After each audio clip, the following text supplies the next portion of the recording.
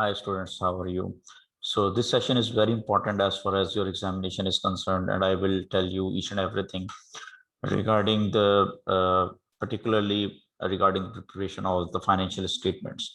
So first of all, I would share my screen with you, and I will guide you that how to prepare your financial statements. This is very important because when you prepare your financial statements, the most important thing is the preparation of a statement of profit or loss. So students, remember the performer of the statement of profit loss, and first of all you have to write the name of the business. Let's suppose Messrs Amir Limited. Okay, and then you will write the name of the uh,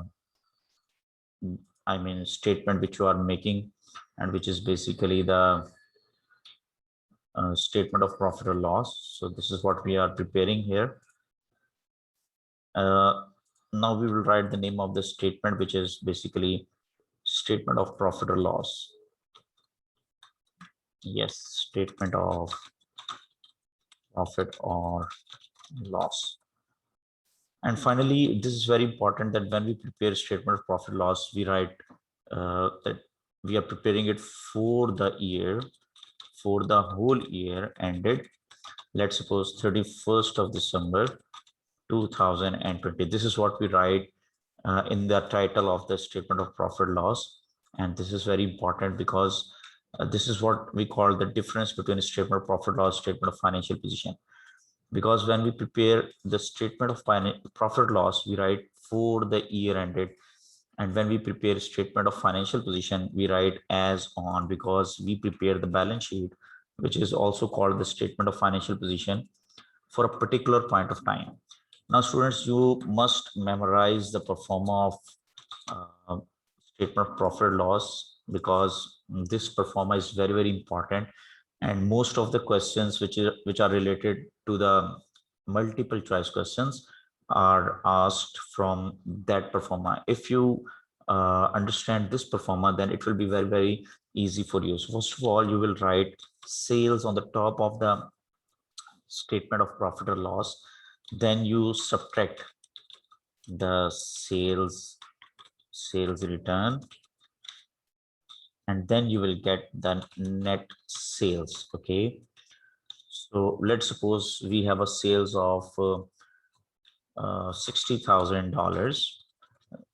I'm just considering the dummy figures, so these are not the real figures, just to make you guys understand. And then we subtract the sales return, and let's suppose we have sales return worth $4,000. So finally we will arrive at net sales. So how do we find it? We subtract net sales return from the sales. So that is how we get the net sales. So this particular portion is very important as far as the examination is concerned, that you might be asked a simple question while providing the sales and sales return, and you are asked to calculate the net sales. Okay, so why I'm highlighting this particular portion, because you must understand that this portion can be asked in the examination. So there are three variables. One is what we call sales, two is net sales, sales return, and three is net sales. So they can be asked, like you can be given the amount of sales and the amount of sales return, and the examiner can ask you to find out the net sales.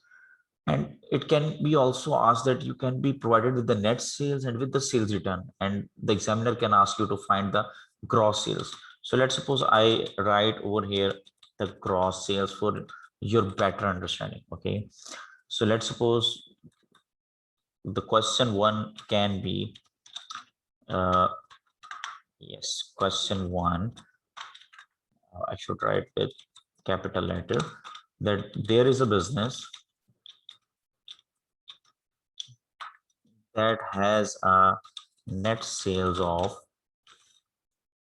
let's say, $50,000, and the sales return worth, let's suppose, $6,000.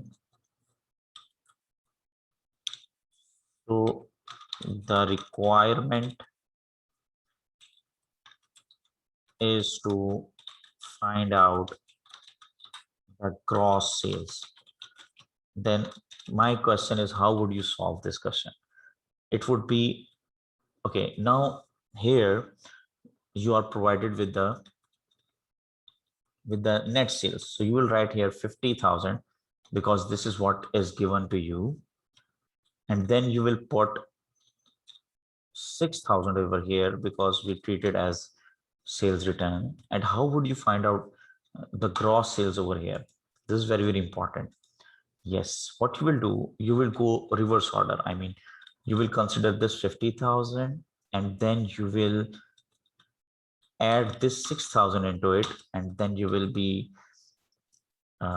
finding this answer, which is 56,000. So if we go to the uh, upward to the downward sequence, then we will use gross sales as 56,000. We will subtract 6,000 as a sales return, and will be arrive at net sales. So it can be asked in either way. Okay, so this is first scenario. It can also be asked that another question, like question number 2, the examiner can say that there is a business which provides you with the gross sales of, let's say, $46,000, and it also provides you with the net sales dollar, let's suppose 42,000.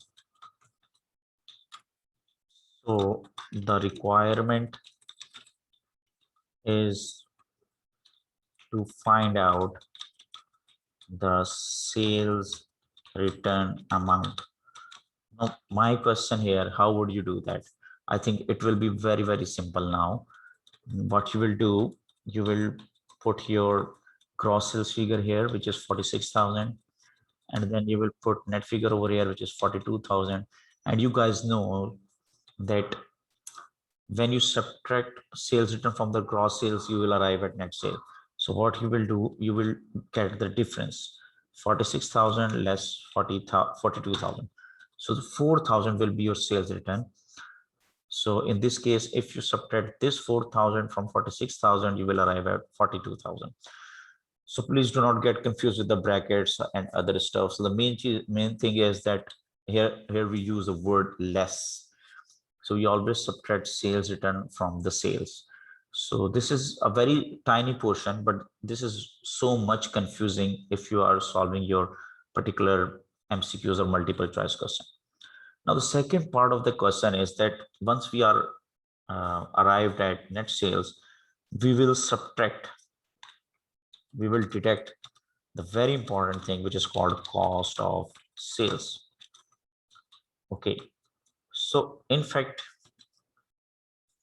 this cost of sale is very, very important because this also states the matching principle. Now here, the simple formula for the calculation of cost of sale is you consider the opening inventories,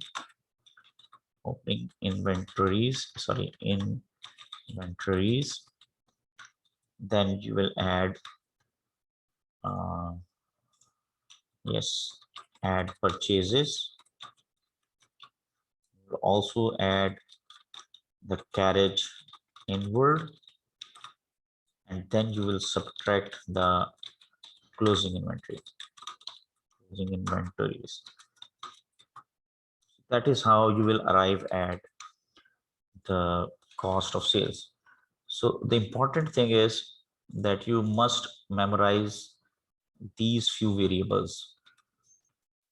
This is what we call opening inventory, purchases, carriage inward, and closing inventory. So there are 4 variables which are used to calculate the amount of cost of sales.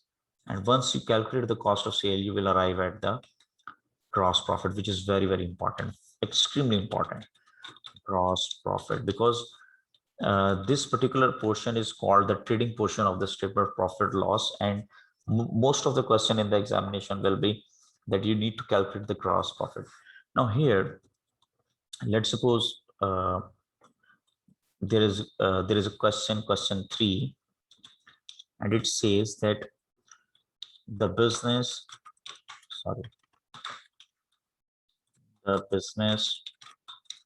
provides you with the following. Okay, so the opening inventories, let's suppose $4,000. Then we have purchases, let's suppose $60,000. Then we have closing inventories, let's suppose $11,000. And finally, we have carriage inward dollar, let's say 2,500. So these figures are extremely important because these figures are considered in the calculation of cost of sale. Now guys, what you will do, you will first of all consider this opening inventory in the calculation of cost of sale in the statement of profit loss. Then you will add your purchases. Then you will also add your carriage inward, because we have learned this concept that carriage inward is something which is paid by the purchasers. So when you import something into your business, then obviously you pay carriage inward, and which is a part of the cost of purchase. So you will add into the amount of the purchases, and finally you will subtract closing inventory. Why? Because closing inventory is the unsold goods. So this amount is unsold. So we'll subtract it in the calculation of cost of sale. Why do we do that? Because closing inventory, according to the matching concept, we only match the unit sold with the cost of that unit sold. I will explain it later on, but for the timing, we just calculate the cost of sale. So here we will apply the formula. We will add opening inventory into purchases, into carriage inward, and we subtract closing inventory. So that is how you arrive at the cost of sale. And here we will arrive at gross loss, because we have net sales, and yes, the cost of sales are higher. So we will have a gross loss. So remember, when we write gross profit, we will write it without bracket.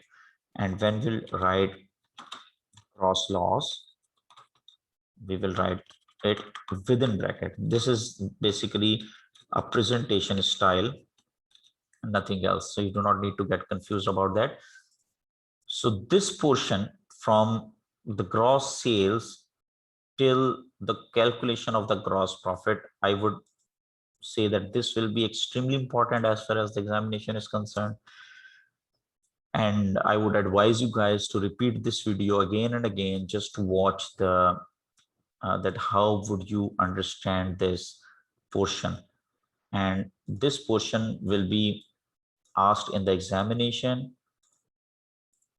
You can be asked to find out the cost of sale. You can be asked to find out the gross profit and everything. And remember one thing, it can also basically there are three variables, what we call is net sales. So you can say net sales are equal to cost of sales plus gross profit.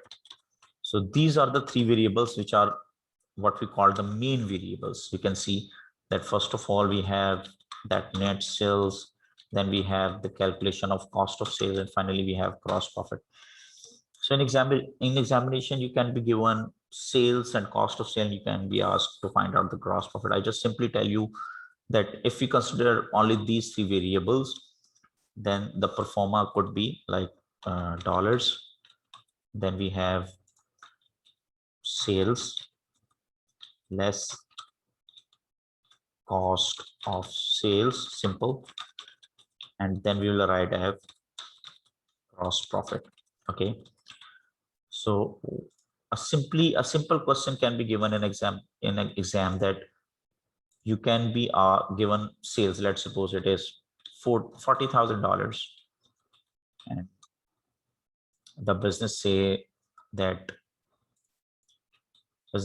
you have a cost of sale of $16,000. So can you find the gross profit? Yes, it's quite simple. You just subtract this amount from 40,000, then you get the gross profit.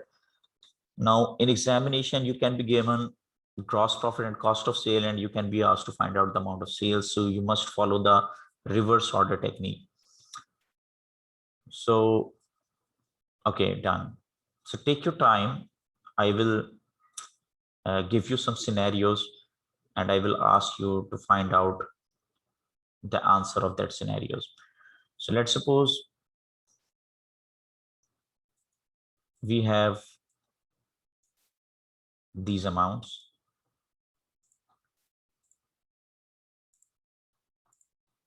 We have opening inventory 6,000.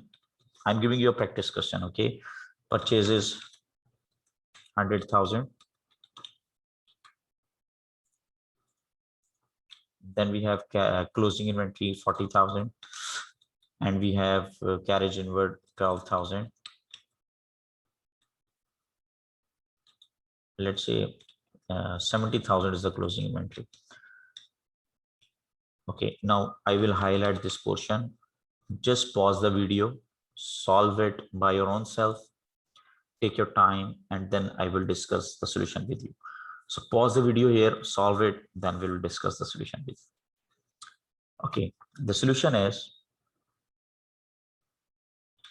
you will use opening inventory 6,000, purchases 100,000, closing inventory 70,000, carriage inward 12,000. So you can notice that here you put all the values which are given there.